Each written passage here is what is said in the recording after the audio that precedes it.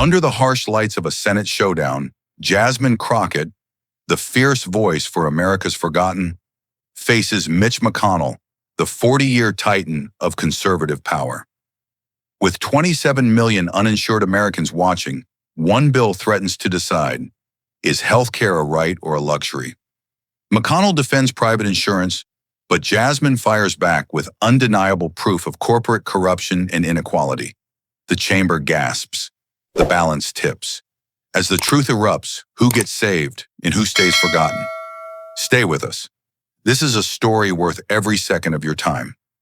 Jasmine Crockett, a young congresswoman from Texas, was on a mission to overhaul the nation's healthcare system and safeguard the rights of low-income families and minority communities. Her meteoric rise began with a special election victory built on a bold campaign for healthcare equity, cementing her status as one of the Democratic Party's brightest new voices.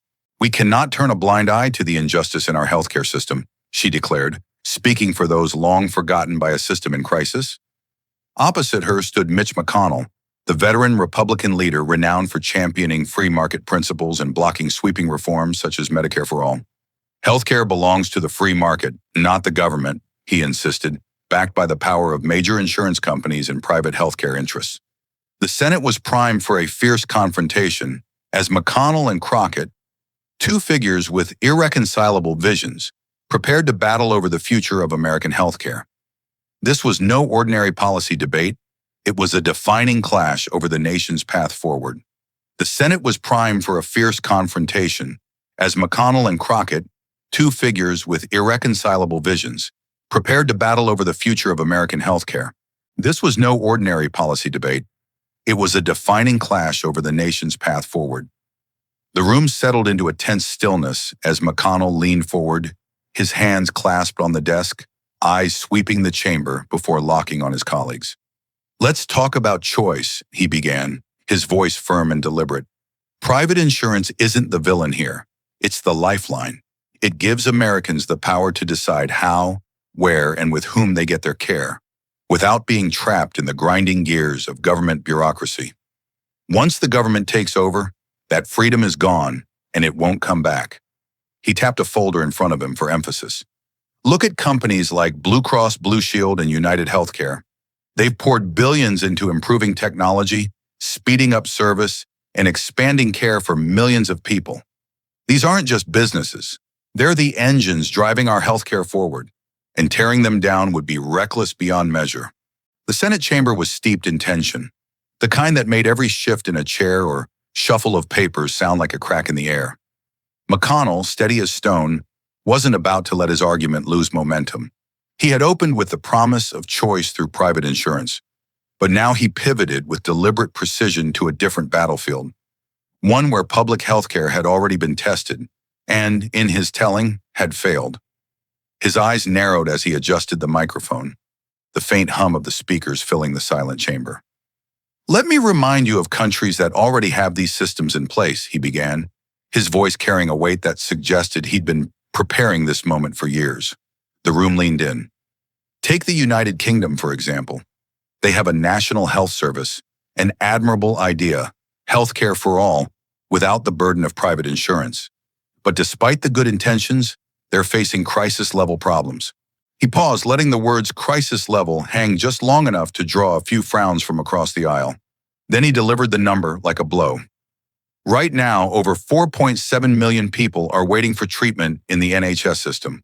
That's millions of lives in limbo, unable to access the care they need in a timely manner." The impact of the figure rippled through the room. 4.7 million wasn't just a statistic. McConnell made it sound like an ocean of forgotten patients. He leaned forward, lowering his voice just enough to pull every ear closer. "The backlog is staggering. It's not just a number, it's real people. And those people are paying the price for a system that simply can't keep up with demand." He let that image settle. Hospital corridors lined with patients, months of waiting turning into years, diagnoses delayed until too late. When he straightened again, his gaze was sharper, his tone slicing through the heavy air. "And it's not just the UK. Canada is facing similar issues, with wait times that are forcing citizens to seek private care, which undermines the very premise of a public healthcare system. His words were clipped now, each one a strike meant to leave a mark. This is the reality when government steps in to manage healthcare. The resources just aren't there. In that moment, McConnell wasn't just presenting an argument, he was laying down a warning and daring anyone in the room to prove him wrong. The chamber was still echoing with the weight of McConnell's critique of public healthcare systems, but he wasn't done. If dismantling the myth of government efficiency was one side of the coin, he now flipped it to reveal what he believed was the real force keeping healthcare alive in America: competition. He straightened in his chair, his hands clasped deliberately on the desk, and leaned in just enough for his voice to land like a direct hit. "Let's talk about competition," McConnell began, his tone shifting into something sharper, more commanding. The pause after those words was deliberate, pulling the room closer into his orbit. The beauty of a private insurance system is that it fosters competition. Competition leads to better service, better care, and ultimately, lower costs. He let the sentence hang for a beat, then his gaze cut toward the Democratic side, his expression a challenge in itself. When companies have to compete for your business, they improve their offerings. They streamline their services, enhance customer support, and find new ways to bring down premiums. Each word was measured, delivered with the confidence of a man who had made this argument 1,000 times and never lost his footing. McConnell leaned forward, one finger tapping lightly on the folder before him, as if marking each point. According to studies from the Health Policy Research Institute, competition among private insurers has driven service improvements across the board. Private companies are constantly innovating, pushing each other to offer better plans, lower prices, and more options for the American people. His voice grew stronger, conviction charging every syllable. He spoke of a marketplace that rewarded speed, efficiency, and adaptability, not because the government demanded it, but because survival depended on it. Then he delivered the line with the weight of finality. "This is how we get a healthcare system that works, not by shackling it to government control, but by unleashing the power of competition to bring down costs and improve service." He paused just long enough to make the silence feel like agreement, then added, "In a truly competitive market, everyone wins. Providers compete for patients, insurers compete for your premium dollars, and the result is a better system that benefits everyone, patients, families, and businesses alike." His gaze swept across the chamber, the corners of his mouth barely tightening before he closed with precision. That's the power of competition. That's the engine of innovation. And it's what makes the private market the best solution for healthcare in America. The tension in the room was palpable as Jasmine Crockett rose to her feet. McConnell had made his point, but now it was her turn. Her voice rang out with a clarity that sliced through the silence. She was calm, but there was an undeniable strength behind every word. "Let me make something clear," Jasmine began, her voice low but forceful. "Healthcare is not a choice. It is a basic human right." The room seemed to hold its collective breath. Those words, simple yet profound, echoed through the chamber. She stepped forward, the weight of her convictions settling heavily on her shoulders, as if the entire debate hinged on what she was about to say next. No one should have to choose between their health and their life savings. Healthcare is a right, not a privilege for the few. The impact of her words was immediate. A quiet ripple moved through the room. Jasmine stood tall, unwavering, her eyes scanning the faces of those who had just argued for a system that had forsaken so many. "The Constitution guarantees us the right to life, liberty, and the pursuit of happiness," she continued, her voice steady, but carrying the full weight of history. "And that means a right to life-saving care when we need it most. We cannot ignore that. We cannot let the cost of health determine the value of life." She paused, allowing the room to digest her words. The silence was deafening, but Jasmine wasn't finished.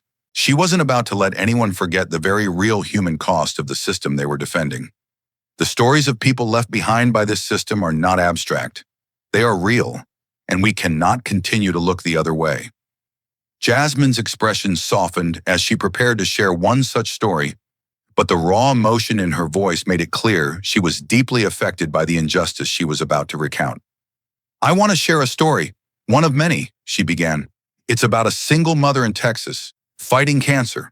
She had no insurance, no way to pay for the treatment she needed. So she made the impossible choice to stop her care, to give up on her own life, simply because the bills were too high. She let the moment sink in. The room had fallen deathly silent, no one daring to speak. Jasmine's eyes never wavered from the faces of her colleagues as she continued. This is not an isolated case. According to the American Medical Association, over 27 million Americans are uninsured, many of them working-class families, many of them minorities. Her words cut through the air like a sharp knife. This system leaves people to die in the shadows, ignored, cast aside because they can't afford the care that's rightfully theirs. Jasmine's voice was raw, the weight of the truth in every syllable. She wasn't just speaking for herself. She was speaking for those who had no voice in this debate, the forgotten, the neglected. The system we have now only protects those with wealth, the ones who can afford insurance. But what about the rest?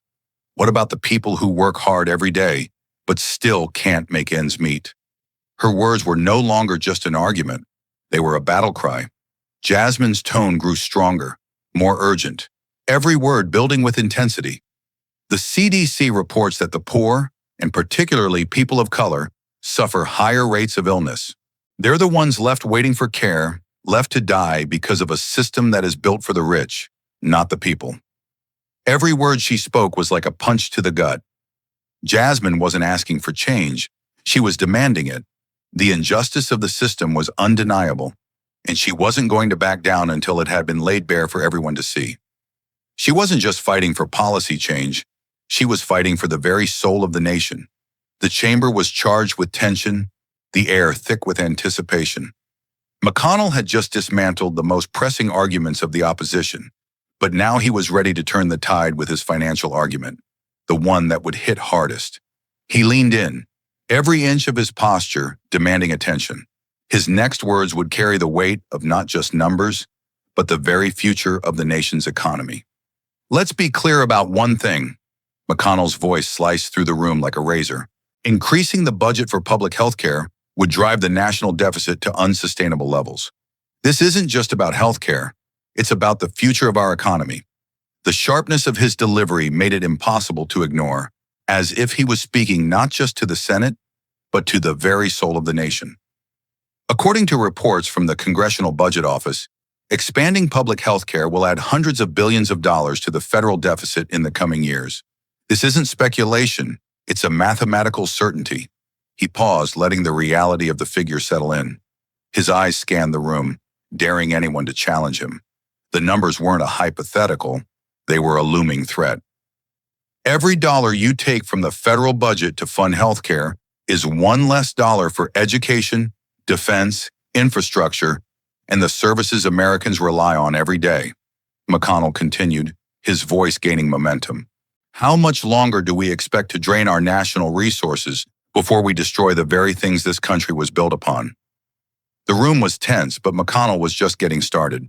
His voice grew even more insistent, cutting through the silence like a whip. We simply cannot afford to bankrupt our future for a system that has never been proven to deliver the results it promises. His words hung in the air like a warning shot, leaving the room silent in its wake. Shifting his tone, McConnell aimed his argument like a missile at the heart of public welfare programs. Programs that he claimed had failed to live up to their promises. Let's talk about the public welfare programs already in place. Programs like Medicaid, which are meant to help the poor and vulnerable. But what do we see? They aren't working. They haven't delivered on their promise. His voice rang with authority, his words sharp as glass. In fact, Medicaid has failed to reduce the number of uninsured, especially in Democratic-controlled states. We're still looking at millions of people without insurance, despite pouring billions into these programs. He wasn't pulling punches now. Every syllable had a purpose, every word strategically placed. Instead of solving the problem, these programs have only expanded the deficit and left millions behind. McConnell's gaze locked onto the faces of his adversaries. His eyes burned with a mixture of frustration and resolve. The system isn't working, and doubling down on it will only drag us deeper into debt. With each passing moment, McConnell's argument grew more forceful, more relentless. The public sector has proven time and again that it cannot effectively solve the problem. If we want real change, we need to turn to the private sector and allow competition to drive the solutions. His words echoed in the room, leaving no doubt in anyone's mind that this battle was far from over. He had made his case, and now it was up to the others to respond or remain silent. McConnell stood tall, his final words ringing like a challenge. The future of America is on the line, and if we're going to preserve the country's greatness, we cannot afford to let this system bankrupt us. The silence that followed felt heavy, thick with the weight of what was at stake. The tension in the room was unbearable, thick enough to cut with a knife. McConnell had made his case with all the experience and finesse of a seasoned politician, but Jasmine Crockett wasn't about to let it slide. She stood up, the weight of her resolve more powerful than any speech. She was done with playing nice, and now it was time for her truth. Her voice rang out, clear and steady, but with an intensity that demanded attention. "We need a system that works for everyone," she began, each word cutting through the thick air of the Senate chamber. Her gaze swept across the room, as if daring anyone to disagree. A public healthcare system won't just level the playing field. It will ensure that everyone, regardless of their income, has the right to healthcare. Because let's face it, healthcare is not a luxury, it's a necessity. She moved slightly forward, her eyes now locking onto her opponents, the ones who had built their careers defending the status quo. In this country, the rich get the best care, while the poor, they're left to fend for themselves, left with nothing but the scraps of a system that doesn't care about them. Her words felt like a slap in the face, and the room was silent, each person processing the truth she had just laid bare. Jasmine wasn't done yet. She stepped into her argument fully, unafraid to face the hardest truths. Look at the Nordic countries, Norway, Sweden, Denmark. They've built public healthcare systems that don't just reduce costs. They make sure every single person, regardless of their financial status, has access to care. Her voice was unrelenting, as if carrying the voices of millions who had been ignored for too long. In those countries, healthcare is a right, not a privilege, and their systems work. They provide better care at lower costs, and they do it for everyone. So why can't we do the same here? The room was still, but Jasmine's presence seemed to electrify the air. She wasn't about to back down. She pressed forward, determined to make every person in that room face the reality of what they were defending. Healthcare should never be treated like a commodity, a product to be bought and sold for the highest bidder, she said, her voice rising with each word. When we allow healthcare to become just another market for insurance companies to exploit, we're putting human lives at risk. We're turning people into numbers, reducing them to nothing more than how much money they can pay. The room shifted, the faces around her tense, unsure of what would come next. We're talking about people, not policies. We're talking about human lives, not business models. Jasmine's eyes never wavered as she delivered the final blow. The World Health Organization reports that public healthcare systems worldwide reduce costs and promote social equity. These systems don't just focus on saving money, they focus on saving lives. And what is a better investment than that? She let the question hang in the air, letting it sink deep into the minds of everyone present. This isn't just about economics, it's about justice. It's about making sure that no one is left behind simply because they can't afford to pay for care. The weight of her words was like a heavy curtain falling over the room. Jasmine's voice didn't just fill the air, it occupied the space, challenging anyone who was still holding on to the belief that the current system was fair. The silence that followed wasn't one of uncertainty, it was the silence of truth. And Jasmine had spoken it loudly and without apology. The air in the chamber was thick with tension after Jasmine's powerful words, but she knew she had to push harder. The momentum was on her side, and now she was about to drop a bombshell that could shift the entire debate. With a swift motion, she grabbed a report from her desk. This wasn't just a piece of paper. It was the key to exposing the truth behind McConnell's narrative. The room went still, every eye fixed on her as she prepared to unveil the numbers that would back her up. "Let me share something with you," Jasmine said, her voice cutting through the quiet. The senators, already on edge, leaned in. A recent survey conducted by Pew Research Center, one of the most respected organizations in this country, found that 65% of Americans support healthcare reform and want a public healthcare system. The silence that followed was deafening. Her words had landed with surgical precision, and the weight of the statistic began to settle into the hearts and minds of everyone in the room. She let the number hang in the air like a challenge. This is not some fringe idea. This is not just a pipe dream. This is the will of the majority of the American people, Jasmine continued, her tone rising with the undeniable power of truth. The American people are speaking loud and clear. They want a system that works for them, not one that forces them to choose between a doctor's visit and paying the rent. McConnell's face tightened at the mention of the survey. His eyes narrowed, a flicker of irritation flashing across his features. He had been waiting for this moment, and he knew it was coming. But he wasn't about to let it stand. He straightened in his seat, his voice cool but cutting as he responded. "Let's talk about that poll," he said, his tone dismissive. "It's nothing more than a result of political manipulation. It's not a true reflection of what the American people actually think. It's the product of well-funded campaigns and special interest groups pushing their own agenda." McConnell's words were precise, calculated, aimed at diminishing the credibility of the poll. He leaned forward, his gaze fixed on Jasmine, as if trying to cut through the very foundation of her argument. Surveys like this are designed to get the results they want. They don't consider the reality of what would happen if we tried to implement a system like this, he continued, his voice gaining strength. What the American people think in the heat of a campaign is one thing, but what's best for this country in the long term is what matters. And that's why we cannot afford to turn to government-run healthcare. Jasmine didn't flinch. She knew this was coming. McConnell would always try to discredit any evidence that didn't fit his narrative. But she was ready. She stood tall, her presence commanding as she shot back with the same unwavering confidence she had carried throughout the debate. "You can dismiss this survey all you want, Senator," she said, her words sharp as daggers. "But the fact remains that the American people are tired of being ignored. They're tired of a system that serves the rich and leaves the rest to suffer.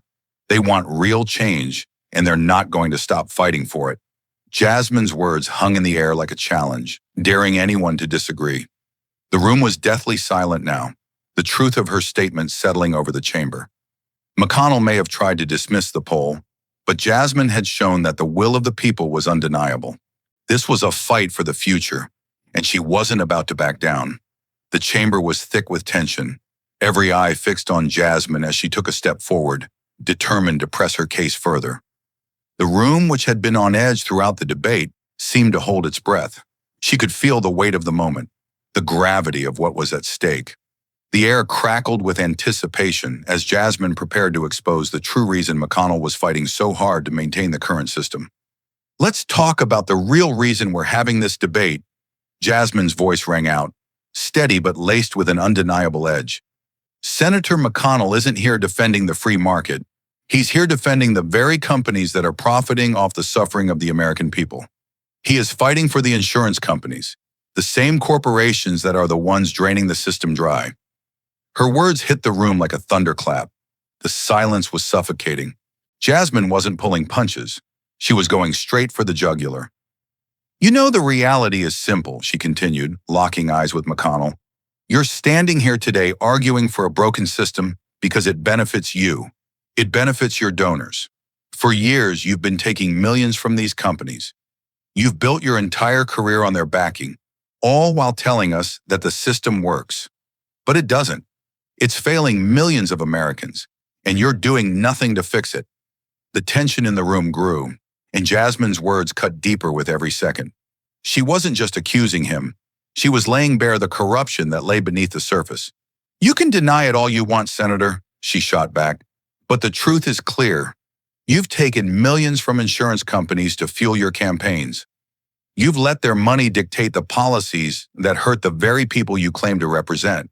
And you sit here defending a system that leaves the American people out in the cold because it makes you richer. That's the system you're fighting for. That's who you're really protecting." McConnell's expression was stone cold, but there was a flicker of something in his eyes, a mix of frustration and defensiveness. He straightened in his chair, his hands gripping the desk in front of him as he prepared to rebut her, to try and regain control of the narrative. His voice came out smooth, practiced, as if he had anticipated this moment. "I'm here to defend the principles of a free market," he said, his voice steady but tinged with frustration. "The businesses that provide insurance are the backbone of our healthcare system. They drive innovation, they bring competition to the table, and they provide the services Americans need to stay healthy. Protecting these businesses is not just good for the market, it's good for the people." Jasmine was ready. She didn't flinch. "What you call competition, Senator, is nothing more than a rigged game," she fired back, her words sharp as knives. "What you're defending isn't choice, it's exploitation. It's a system where the rich get the best care and the rest of us get left behind. People are forced to pick between health care and paying their bills. That's not competition. That's corporate greed disguised as freedom." McConnell's eyes flashed, but Jasmine pressed on, her voice rising with each word, her passion unmistakable. "You sit there talking about innovation, but where is it for the people who can't afford your so-called market solutions? Innovation isn't about creating more ways for insurance companies to profit. It's about making sure everyone has access to care. You don't care about innovation, Senator. You care about keeping the money flowing into your pockets and into the pockets of your donors." The room had become a battleground. On one side, McConnell clung to his vision of free market ideals, and on the other, Jasmine laid bare the hypocrisy that fueled the very system he was defending. The stakes were clear now. Jasmine wasn't just fighting for healthcare reform, she was fighting to expose the truth about the power that kept the system broken. "If the free market is so wonderful," Jasmine challenged, her voice unwavering, "why are millions of people still uninsured? Why are they still dying because they can't afford the care they need? Your free market isn't saving lives, Senator. It's destroying them." Jasmine's words echoed through the chamber, leaving a silence in their wake. She had put McConnell on the defensive, and it was clear. This was no longer just a debate about healthcare. This was a fight for the soul of the nation, and Jasmine wasn't backing down. The room crackled with anticipation as McConnell finished his defense, but Jasmine was just getting started. The air seemed to thicken around her as she stood, her voice rising with undeniable strength. She wasn't just arguing policy anymore. She was calling out the injustice of a system that allowed the few to prosper while the many were left behind. Every word she spoke felt like a charge in the air, sharp, undeniable, and aimed directly at the heart of the system McConnell had spent his life protecting. "Let's talk about what the system really does," Jasmine began, her voice unwavering, piercing through the silence. "The system we have today doesn't serve the American people. It serves the wealthy. It serves the insurance companies. And it leaves millions of Americans, millions of families without access to the basic health care they need to survive." Her words hit like a thunderstrike, each syllable laced with truth, with the undeniable reality of a broken system. It's not just failing, it's rigged against the people who need it most. She didn't flinch as she dug deeper. Jasmine knew she had to make them see. This wasn't some distant, abstract issue. This was happening every day, in every community across the nation. The reports from the National Health Program say it all. Poor communities, people of color, they're dying at higher rates because they simply can't get the care they need. And you want to sit here and pretend that this is working? She paused, letting the raw reality of her words sink in. While the rich are getting the best treatment, the rest of us are left in the dust. That's not just unfair, it's immoral. The room had grown tense, the weight of her words sinking into the air like a storm about to break. But McConnell wasn't ready to concede. His expression remained as unreadable as ever, but Jasmine could see the shift. She could feel his walls start to crack under the pressure of truth. He leaned forward, his hands gripping the desk, preparing to strike back. She saw the frustration in his eyes. It was there, flickering just behind his calm exterior. Jasmine wasn't afraid. She could feel the energy in the room shift, but she wasn't going to let it go. "This isn't a political game for me," she said, her voice rising with urgency. "This is about lives, real people. People who are dying because they can't afford the treatment they need. How is that okay? How is that acceptable in a country that calls itself free?"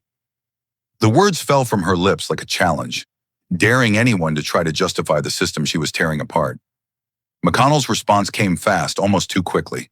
He leaned back, straightening in his chair, as if bracing himself for the next round.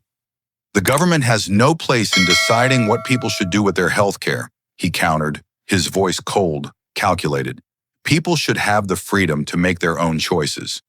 The government should not be the one to dictate who gets treatment and who doesn't.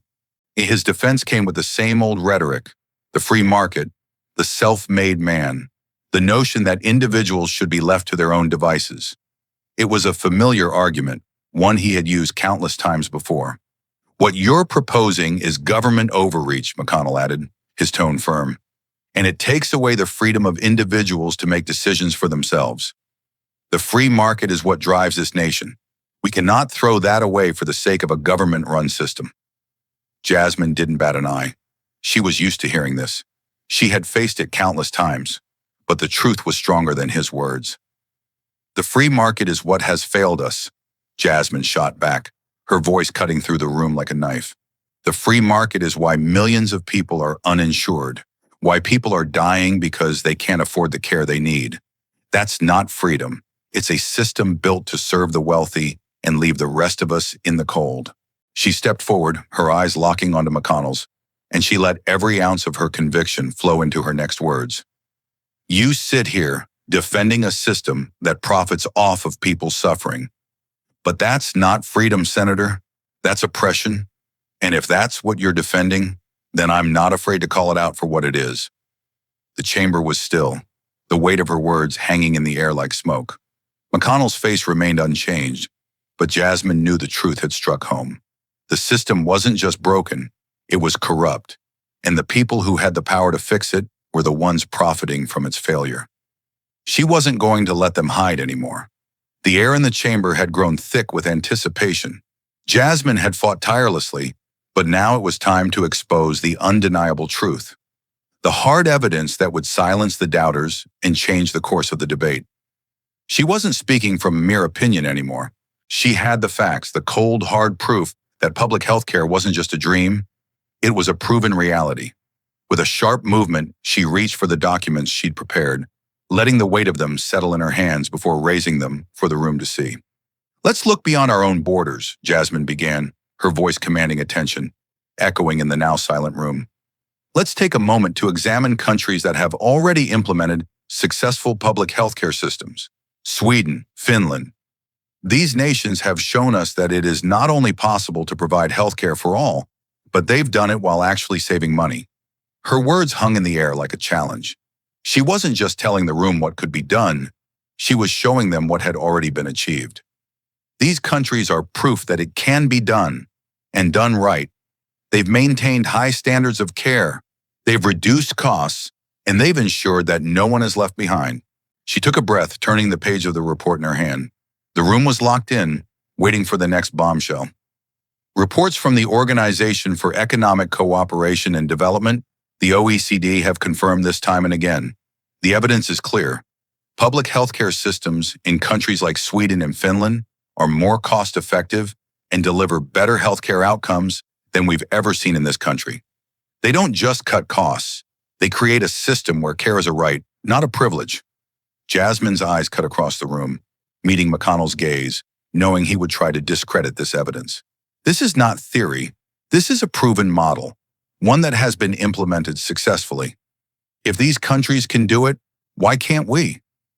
The silence in the room grew heavier.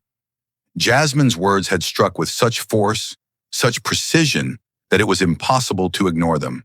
Her passion was palpable. The American people deserve more than what we're giving them right now, she continued, her voice rising with urgency. We can't keep pretending this system is working.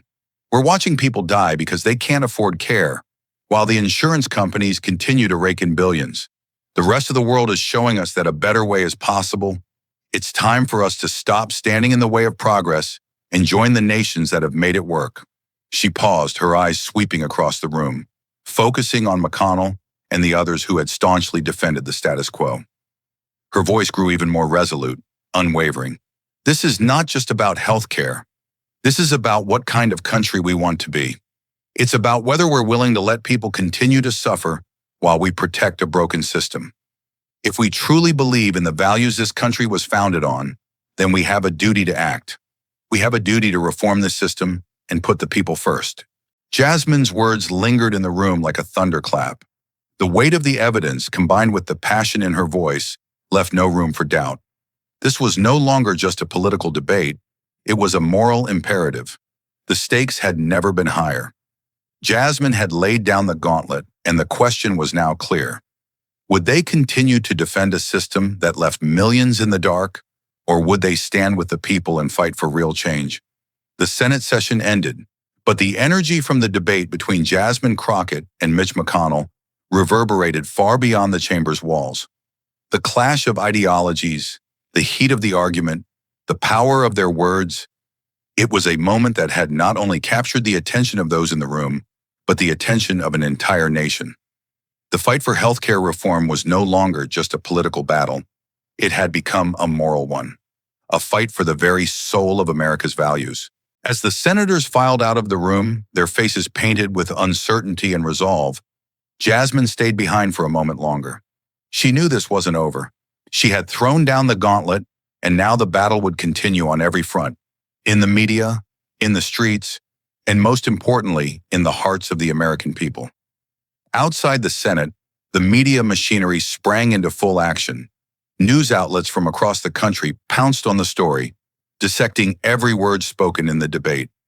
Reporters were running interviews with political experts, healthcare activists, and even regular citizens who had watched the exchange live. But what stood out the most in all the coverage was the polarized response. Jasmine's words had struck a chord with many, while McConnell's defense of the status quo had only deepened the divide. The sharp lines drawn in the debate were now reflected in the nation's response. While McConnell clung to his defense of private insurance, a growing chorus of voices was rising in support of Jasmine's call for healthcare reform. Activists, civil rights organizations, and labor unions, long dissatisfied with the status quo, now saw an opportunity. This was more than just policy. It was a fight for fairness, for justice. This is the moment we've been waiting for, they declared. The system needs to change, and Jasmine Crockett is leading the charge. These words echoed across social media, in grassroots meetings, and on the steps of the Capitol. Jasmine had become not just a politician, but a symbol of the change that many had hoped for. The nation's reaction was swift and unmistakable. Social media platforms were flooded with hashtags supporting Jasmine, with citizens from every walk of life sharing stories of their struggles with healthcare. Long wait times, crippling medical bills, and the constant fear of being one illness away from a financial ruin. The voices of ordinary Americans became the backdrop to the growing movement. People who had once felt powerless were now joining the conversation, sharing their personal stories and demanding that their voices be heard. It wasn't just the public who were responding. Jasmine began to feel the momentum shift in the Senate. Her colleagues were watching, and while some still remained loyal to McConnell's vision, others were starting to waver. Some Democrats who had quietly hoped for a moment like this now found themselves emboldened by her words. Civil rights leaders and union heads, once thought to be outside the mainstream political conversation, were now standing shoulder to shoulder with Jasmine, offering her not just their endorsement, but their unwavering support. They understood what was at stake here. This wasn't just about healthcare, it was about power. The power to ensure that every American, no matter their race or income, had access to the care they needed to live. And then came the poll. It wasn't just a survey, it was the moment that could change everything. A day after the debate, the Pew Research Center released the results of a nationwide survey. The numbers were shocking. 58% of Americans now support Jasmine's call for healthcare reform, the results stated. It wasn't just a majority, it was a clear mandate. The people had spoken. They were tired of the current system. They wanted change. The numbers were more than just figures on a chart. They were a testament to the power of the moment, to the strength of Jasmine's message. She had tapped into something far deeper than politics. She had struck a nerve. Jasmine read the poll results, feeling the weight of them settle on her shoulders. 58% wasn't just a number, it was a movement. She had given voice to the millions who had been silenced for so long. The pressure to act was now undeniable. The public was demanding reform. The American people had made their stance clear, and Jasmine knew she couldn't let this opportunity slip away. She had to press forward. There was no turning back. The energy that had been building over the last few weeks now felt unstoppable. But McConnell, true to form, wasn't going to concede so easily. He had long known how to manipulate the narrative, how to keep the political machine working in his favor. And now, with his back against the wall, he shifted gears, launching into a public rebuttal of the poll results. In the hours following the survey's release, McConnell went on air to dismiss the numbers, calling them nothing more than the result of political campaigns and special interests. This poll doesn't reflect the true sentiment of the American people, McConnell declared in his usual calm, controlled tone. It's a result of targeted campaigning, funded by those pushing their own agendas. It was a classic move, a last-ditch effort to discredit any evidence that didn't fit his narrative. He couldn't afford to let the momentum slip away. But Jasmine wasn't backing down. She had seen this tactic before, and she wasn't going to let it go unchallenged. The next day, she appeared on national television, ready to respond. "The numbers don't lie, Senator," Jasmine said, her voice calm but firm. "You can dismiss the poll all you want, but the truth is clear. The American people are tired of being ignored. They want health care reform, and they want it now." The look in her eyes was fierce, unyielding. This isn't about political games. This is about people's lives. Jasmine's words cut through the noise echoing across news stations, social media, and in the streets. The public wasn't just waiting for a change, they were demanding it. And Jasmine, standing firm in the face of McConnell's rebuttal, became the symbol of that change. The tide was turning. And as the support for reform continued to grow, it became clear that the stakes were higher than ever. This wasn't just about a healthcare system. It was about who held the power to determine the future of the nation. The battle wasn't over, but the people had spoken, and they were rallying behind Jasmine. The support from civil rights organizations, labor unions, and ordinary Americans gave her the strength to keep fighting. The Senate, the media, and the public were all watching. It was clear that Jasmine had emerged as the voice of the people, and now the question wasn't if change would happen, but when. The debate had concluded, but the reverberations of Jasmine's words continued to shake the very foundation of American politics. The Senate session was over, but the conversation had only just begun. It was no longer about abstract policy or theoretical frameworks. This was about people, real people, and the injustice that had been allowed to fester for far too long. Jasmine had thrown the gauntlet down, and the implications were undeniable. It wasn't just a debate over healthcare. It was a battle for the future of the nation.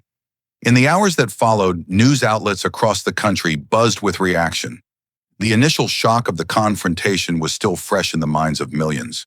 The media outlets ran the clips of the debate over and over, replaying every sharp exchange between Jasmine and McConnell.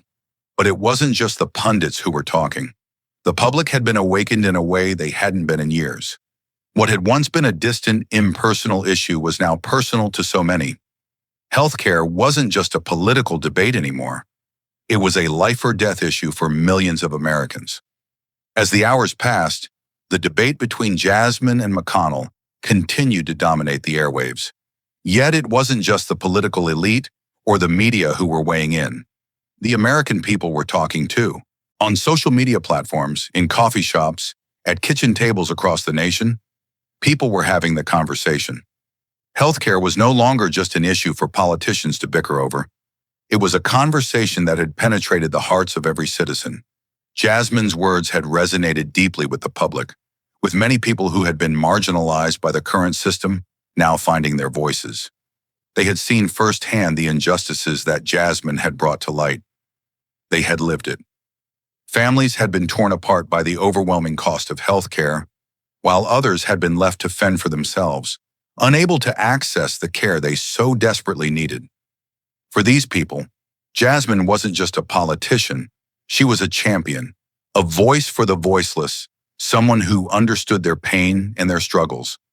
But even more striking was the sudden wave of support from organizations and individuals who had long been on the front lines of fighting for social justice.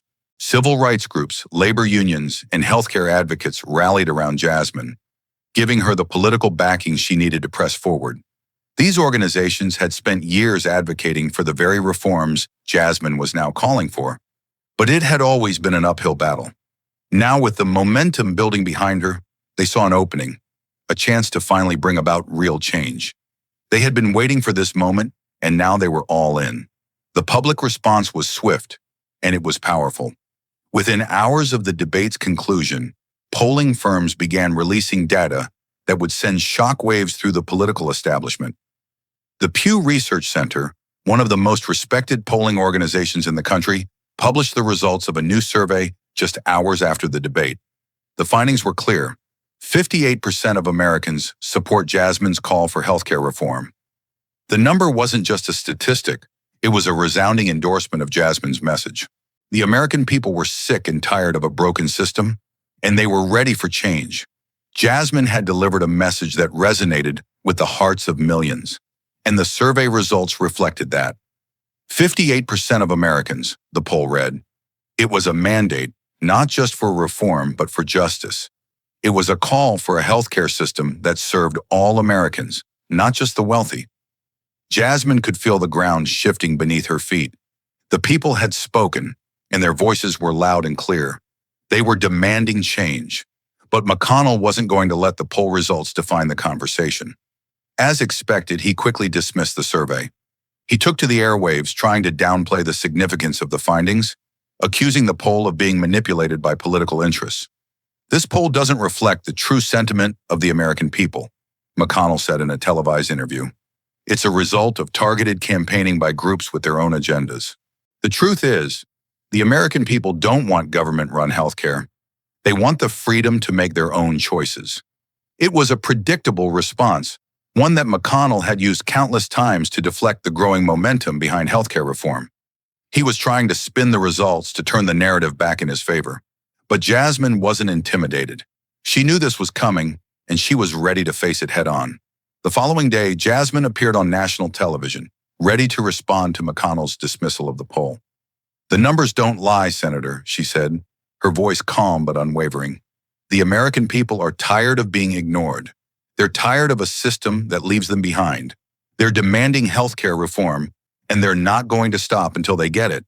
She leaned in, her eyes piercing through the screen, as if speaking directly to every viewer watching at home. "You can try to dismiss the facts all you want, Senator," Jasmine continued. "But the truth is, the people have made their voices heard. They want change, and it's time for you to listen." Her words struck a chord. Social media erupted with support. People began sharing the clip of Jasmine's response, praising her for standing firm against McConnell's attempts to downplay the people's desire for change. The narrative was shifting in real time. The tide was turning, and Jasmine was leading the charge. In the weeks following the debate, the momentum for healthcare reform continued to build. What had once seemed like an uphill battle was now a full-fledged movement. Civil rights leaders, healthcare advocates, and ordinary Americans were now speaking out, joining the chorus of voices demanding a better healthcare system. The media, once hesitant to take a firm stance, now began to cover the issue with renewed intensity. Jasmine had sparked a national conversation, and the momentum was palpable. But as the public support for Jasmine's position grew, so did the pressure on lawmakers. Behind closed doors, some of McConnell's own colleagues began to question their long-standing defense of the current system. They were feeling the heat from their constituents, and the results of the poll made it clear that the political landscape was changing. The people were demanding healthcare reform, and it was only a matter of time before that demand would be impossible to ignore. The debate wasn't over. In fact, it was just beginning. The question was no longer if healthcare reform would happen, but when, and Jasmine was determined to make sure it happened. The battle lines had been drawn, and she wasn't going to back down. The people had spoken. It was time for the Senate to listen. As the dust settled and the Senate halls emptied after the intense debate, Jasmine Crockett knew that the real work had only just begun. The fight for healthcare reform was far from over, but the conversations sparked by her words had already begun to take on a life of their own. Across the country, the American people were talking, not just about politics, but about what kind of nation they wanted to live in. The fight had shifted from a legislative struggle to a moral reckoning. Jasmine sat quietly in her office, reflecting on the weight of the debate. She had won the room, but victory in the Senate was never enough. The battle she was fighting was much bigger. This was a fight for justice, for the right to life and dignity for every American. The long-term impact wasn't just about a single bill or a policy shift. It was about the values that shaped the nation. What did it mean to be an American? Was healthcare a privilege for the few or a right for all? The voices of the people were now louder than ever. The social media storm, the rallies, the letters and phone calls flooding into congressional offices, it was all part of something bigger. This wasn't just a political debate. It was a call to action, a demand for change. The public had been pushed to the edge by a system that put profits over lives, and they weren't going to be silenced. Jasmine thought about the countless stories she had heard from families across the country. The mother who had to choose between cancer treatment and feeding her children. The father who had watched his child suffer because he couldn't afford the medication. These were the real costs of a broken system, the human toll that no politician could ignore. Jasmine had heard their cries, their stories of pain, and their pleas for help. And in those moments, it was clear to her, this wasn't just a policy issue. It was a question of morality. It wasn't just about healthcare. It was about how we, as a society, valued life, how we saw the dignity of every person, whether they were rich or poor, black or white, healthy or sick. Did the country stand for fairness? Did it stand for compassion? Or did it stand for a system that left the most vulnerable to fend for themselves while the rich thrived? Jasmine remembered one particular story. A woman, a single mother, had written to her after the debate. Her name was Maria, and she told Jasmine about her struggles with the healthcare system. Maria's child had been diagnosed with a rare illness, and without the right treatment, her child's condition would only worsen. But there was a problem. Maria didn't have insurance. She couldn't afford the treatments her child needed. The price was simply too high, and so she did the only thing she thought she could do. She watched her child suffer in silence. Maria's letter was a gut punch to Jasmine. The pain in her words was palpable. But what stuck with Jasmine was something Maria said at the end. I know my child deserves better. I know there's a way to fix this, but I don't know if I'll be alive long enough to see it. Jasmine felt the weight of those words, the grief, the helplessness. It wasn't just about a lack of health care. It was about a broken system that had stripped people like Maria of their dignity, their hope, their future. As Jasmine read the letter, it became clearer than ever. This fight wasn't just for policy change. It was for the future of the American dream. The dream that every person, no matter their background, would have the chance to live a healthy, fulfilling life. The dream that healthcare wouldn't be a battle of survival for the poor, but a right that everyone deserved. This was what was at stake, the very values that America claimed to stand for. The nation's foundation was built on the idea that all people were created equal, that they deserved life, liberty, and the pursuit of happiness. But if millions of Americans couldn't access healthcare, then how could they truly live? How could they pursue happiness if their health was at risk, if their children's health was at risk, just because they didn't have the money to pay for the care they needed? Jasmine knew that this was bigger than a debate. This was about the soul of America. And as she stood up to fight, she was not just fighting for a bill, but for every person who had been left behind by a system designed to benefit the few.